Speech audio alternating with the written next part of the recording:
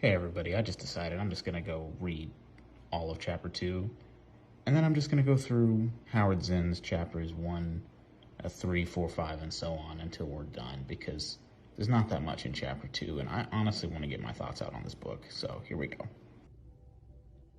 There is an enormous difference between a feeling of racial strangeness, perhaps fear, and the mass enslavement of millions of black people that took place in the Americas. The transition from one to the other cannot be explained easily by natural tendencies. It is not hard to understand as the outcome of historical conditions.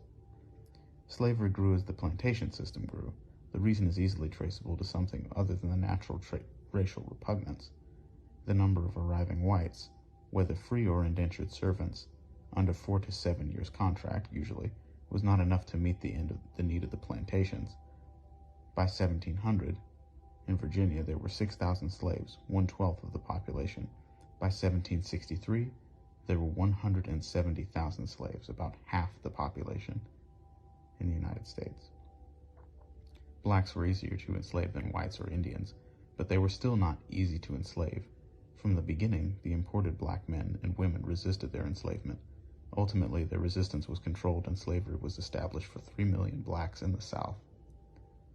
Still, under the most difficult conditions, under pain of mutilation and death, throughout their 200 years of enslavement in North America, these Afro-Americans continued to rebel. Only occasionally was there an organized insurrection. More often they showed their refusal to submit by running away. Even more often they engaged in sabotage, slowdowns, and the subtle form of resistance which asserted, if only to themselves and their brothers and sisters, their dignity as human beings.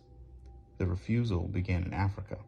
One slave trader reported that Negroes were so willful and loath to leave their own country that they have often leapt out of the canoes, boats, and ships into the sea and kept under water till they were drowned. They literally would drown themselves rather than be enslaved. Some of them. When the very first black slaves were brought into Hispaniola in 1503, the Spanish governor of Hispaniola complained to the Spanish court that fugitive Negro slaves were teaching disobedience to the Indians. And by the way, who do you think that governor was at this time? I'll give you a guess. In the 1520s and 1530s, there were slave revolts in Hispaniola, Puerto Rico, Santa Marta, and what is now Panama. Shortly after those rebellions, the Spanish established a special police force for chasing fugitive slaves. The Virginia Statute of 1669 referred to the obstinacy of many of them, and in 1680 the Assembly took note of slaves' meetings. Under the pretense of feasts and brawls, which they considered of dangerous consequence, in 1687, the colony's northern neck, a plot was discovered in which slaves planned to kill all the whites in the area and escape during a mass funeral.